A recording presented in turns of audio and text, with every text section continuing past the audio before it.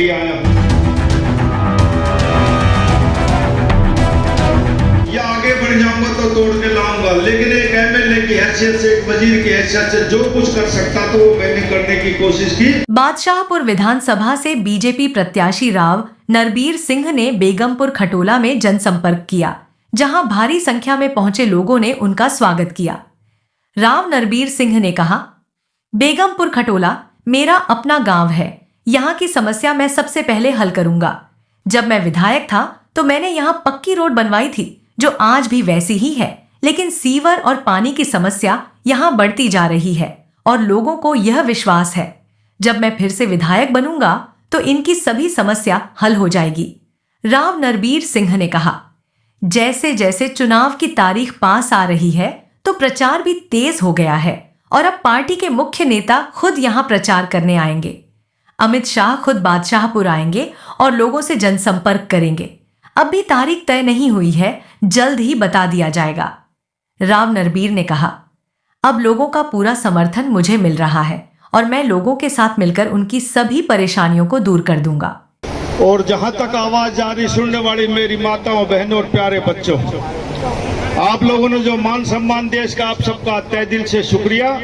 और भारतीय जनता पार्टी के प्रत्याशी के तौर पर आपसे वोट की विनती करने के लिए आया हूं। साथियों, 2014 में भी मैं चुनाव लड़ा और आपके आशीर्वाद, आपके सहयोग से मैं विधायक बना, सरकार बनी, मंत्री बना और जो कुछ मुझसे बन पाया वो मैंने काम करने की कोशिश की।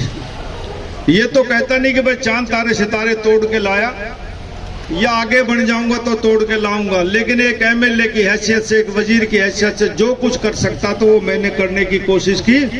और ये कह सकता हूं मैं कि हरियाणा बना 1 नवंबर 1966 को, जब हरियाणा में 7 जिले थे और गुड़गांव भी एक जिला था। आज 2024 में 22 जिले हैं गुड़गांव में।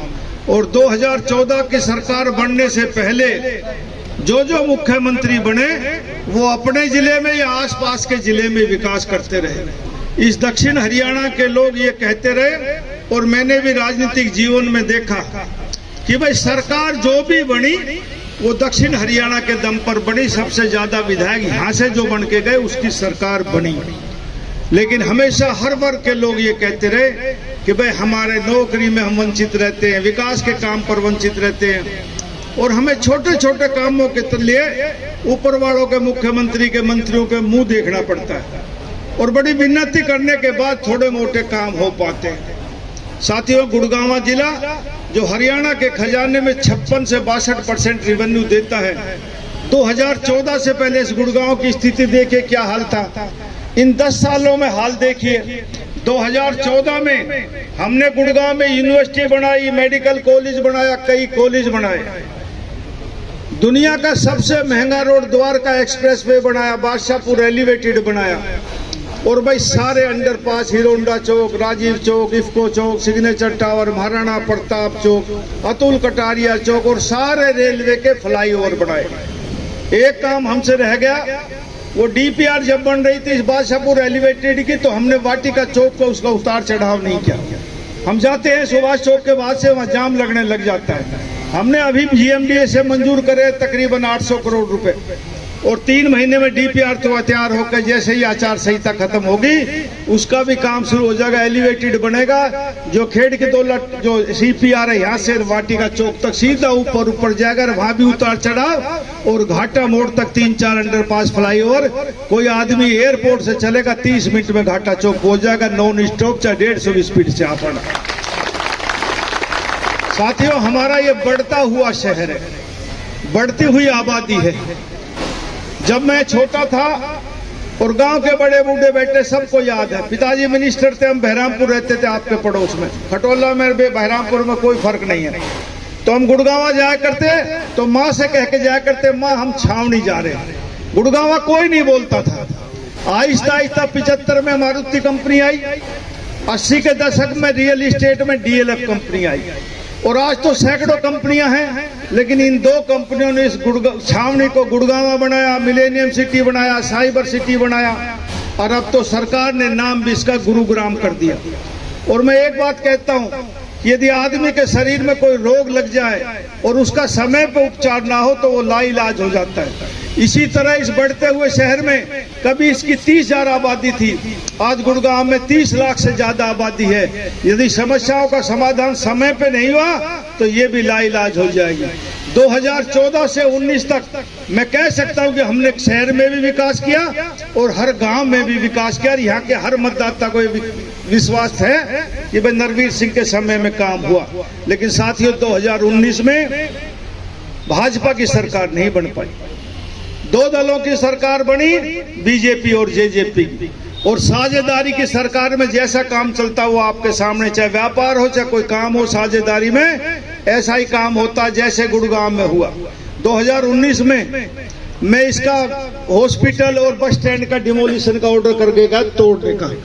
5 साल में सिर्फ हॉस्पिटल टूट पाया, बस स्टैंड टूट भी नहीं पाया, नए की आधारशिला नहीं रखी।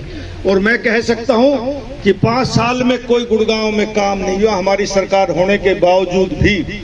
लेकिन मैं ये कह सकता हूं कि आने वाले समय में आपका विकास होगा। गुड़गांव में जो बढ़ता हुआ, गुड़गांव में बढ़ती हुई समस्याएं हैं। गुड़गांव एजुकेशन और मेडिकल का हब है। एक जमाना था, आज से 10-15 साल पहले लोग इलाज के लिए दिल्ली जाया करते।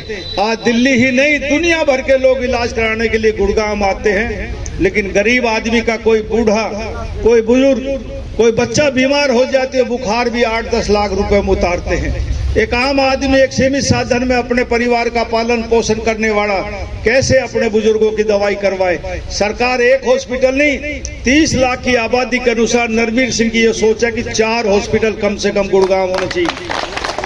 आपके पड़ोस में एक सब्जी मंडी है साथियों, नरक के बराबर। कितना को 2 बूंद पड़ जाती है आदमी जा नहीं सकता। 30 लाख की आबादी पे एक सब्जी मंडी, चारों कोनों पे गुड़गांव में 4 सब्जी मंडी होनी चाहिए। आज गुड़गांव में 2 बूंद पड़ जाती है, गुड़गांव 2-2, 3-3 घंटे तक जाम रहता है। आपको याद होगा, सबने देखा 2016 में बारिश पड़ी, हिरोंडा चौक पे जाम लग गया, 2-3 दिन नेशनल हाईवे जाम में है, सबको याद है। प्रधानमंत्री जी के टेलीफोन आए मनोहर लाल जी के पास, गृह मंत्री उस समय राजनाथ जी थे, उनका टेलीफोन आया कि भाई मनोहर लाल जी ऐसे कैसे काम चलेगा, गुड़गांव जाम हो गया, आधा हिंदुस्तान रुक रहा है। इंटरनेशनल मीडिया ने भी रिपोर्टिंग करी कि गुड़गांव में ऐसा हाल हुआ है कि ट्रैफिक जाम हो गया, लोग सड़कों पे गाड़ियों में सोए। मनोहर लाल जी ने मेरी ड्यूटी लगाई और ये खानसा गांव के लोग बैठे हैं साथियों। आज हिरोंडा चौक पे पानी नहीं भरता। हमने इनको मुआवजा दिया, प्लॉट के बदले में प्लॉट दिया।